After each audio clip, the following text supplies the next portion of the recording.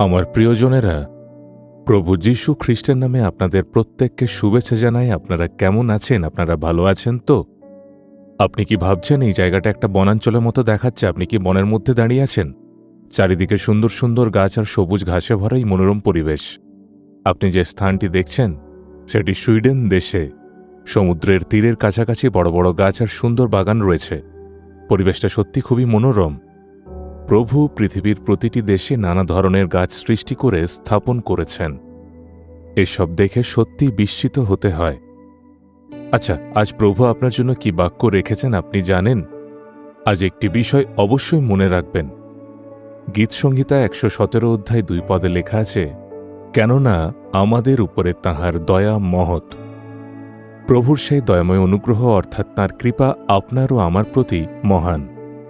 প্রভুর কৃপা রয়েছে বলেই আমরা বিনষ্ট হয়ে যাইনি। আমাদের জীবনে কত সংগ্রাম, কত সমস্যা আসে। একদিকে দুষ্ট মানুষ আর অন্যদিকে অশুভ আত্মার আক্রমণ। আমাদের ধ্বংস করার জন্য কত রকমের সংগ্রাম, নির্যাতন ও কষ্টই না আসে, কিন্তু দেখুন আমরা কি সেসবের মধ্যেও টিকে নেই? আমরা কি বিনষ্ট হয়ে গেছি? না, হইনি। কেন?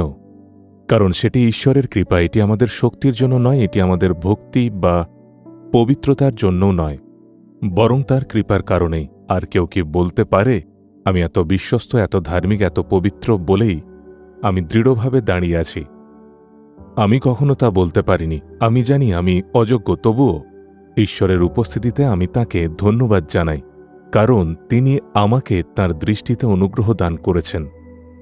প্রেরিত পৌলও ঠিক এই কথাই বলেছেন। তিনি বলেছেন, আমি সবার চেয়ে বেশি পরিশ্রম করেছি, বেশি সেবা করেছি, তবুও তো আমি নই, বরং আমার সঙ্গে থাকা ঈশ্বরের কৃপা, অর্থাৎ আমাকে দিয়ে সবকিছু করিয়েছেন তাঁর কৃপায়। আমিও সেটাই স্বীকার করি, আমি নই, তাঁর কৃপাই সবকিছু করেছে।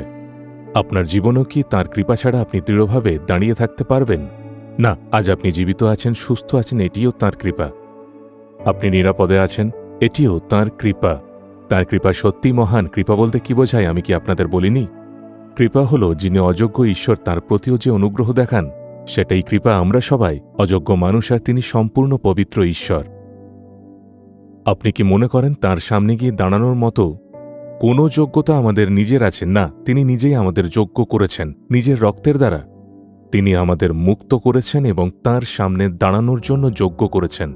এটি আমাদের নিজের কোনো যোগ্যতার কারণে নয়। কৃপা হল ঈশ্বরের অযোগ্য আমাদের প্রতি অনুগ্রহ। সেই কারণে তাকে ধন্যবাদ দিন এবং বলুন, প্রভু, আমার প্রতি তোমার কৃপা মহান, সেজন্য তোমার প্রশংসা করি। এভাবে প্রভুর প্রশংসা করুন, তাহলে আপনার হৃদয় মহান আনন্দে ভরে উঠবে। প্রার্থনা করুন, হে প্রেমময় প্রভু ঈশ্বর, আমার প্রতি তোমার কৃপা মহান। তোমার কৃপায় তুমি আমাকে রক্ষা করেছ, তোমার কৃপায় তুমি আমাকে প্রতিষ্ঠিত করেছ। তোমার সেই মহান কৃপার জন্য তোমাকে অসংখ্য ধন্যবাদ প্রভু যীশুর নামে। Amen, amen. Jesus redeems Bengali YouTube চ্যানেলটি সাবস্ক্রাইব করুন, বেল আইকনটি ক্লিক করুন আমাদের প্রতিদিনের নতুন প্রোগ্রাম সম্পর্কে আপডেট পেতে।